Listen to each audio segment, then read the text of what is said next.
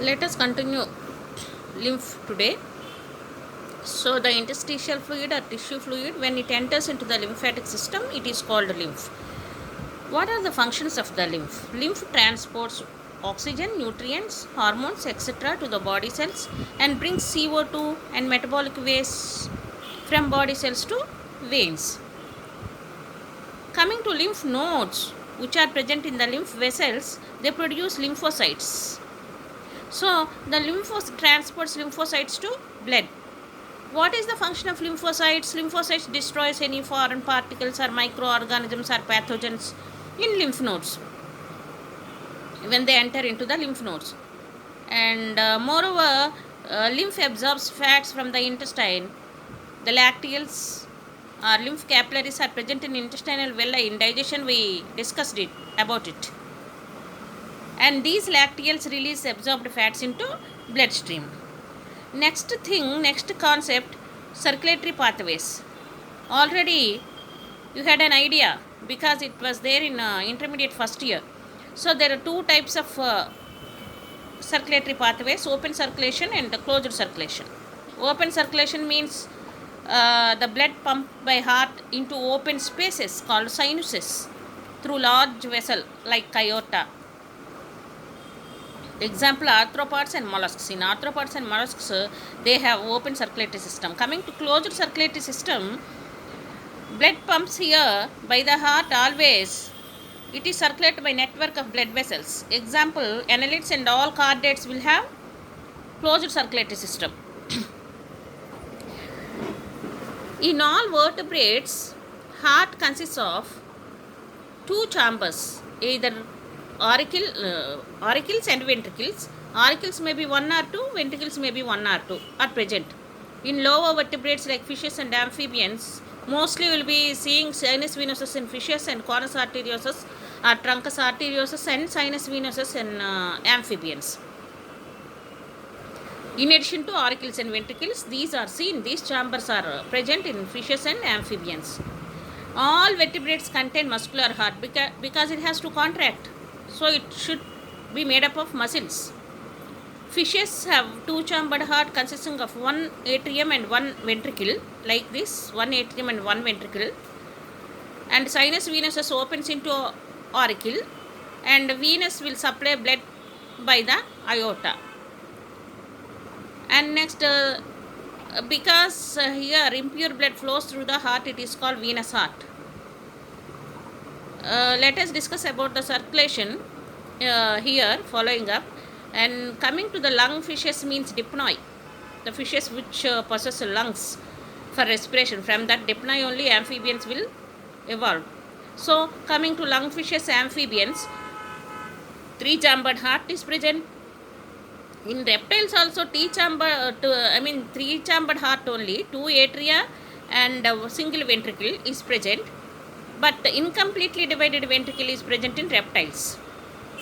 So anyway, it is considered as three-chambered heart consisting of right auricle, left auricle and ventricle. In case of reptiles, it is incompletely divided ventricle is present.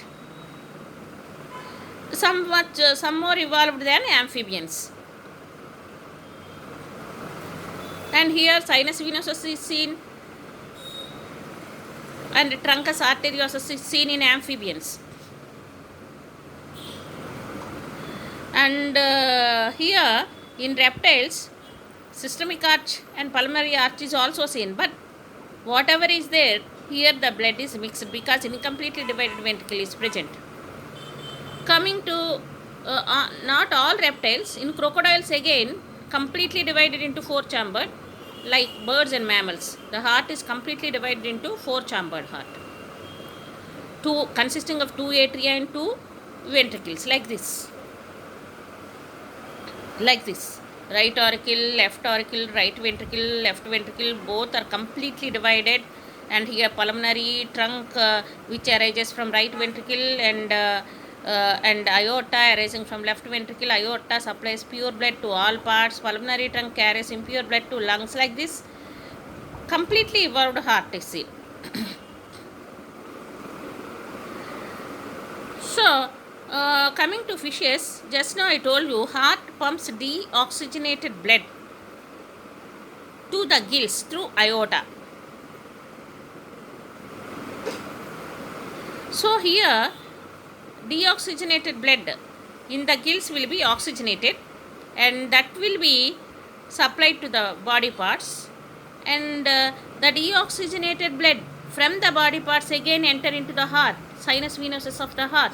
Again from the sinus venosus it enters into the auricle, it enters into the ventricle, and then it is supplied to the gills. Again from the gills the oxygenated blood will go to body parts. Again deoxygenated will come into the sinus venosus. So only one time the blood will be circulating through the heart. That is why it is called single circuit circulation. In amphibians and reptiles, from the gills, lungs and skin in amphibians, the oxygenated blood enters into the left atrium, and the body parts, the left atrium will supply blood to the body parts, oxygenated blood. From the body parts, the deoxygenated blood will be collected by the right atrium. Here both oxygenated and deoxygenated are mixed here in the ventricle. There is no separation in the single ventricle. So the heart pumps out mixed blood. So such circulation is called incomplete double circulation. There is no division in between oxygenated and deoxygenated blood due to incompletely divided due to single ventricle, incompletely divided ventricle in case of reptiles. In birds and mammals, left and right atria are present, which will be receiving oxygenated blood from lungs. Left auricle receives oxygenated blood from through the pulmonary veins from lungs, and right auricle receives impure blood from all body parts like superior vena cava and inferior vena cava, and then it enters into the respective ventricles. There will be separation of the blood, and so there is no mixing of oxygenated and deoxygenated blood. Ventricles pump it without any mixing. There are two separate circulatory pathways: pulmonary circulation, systemic circulation. So double circuit circulation is seen in case of birds and mammals, which are evolved vertebrates.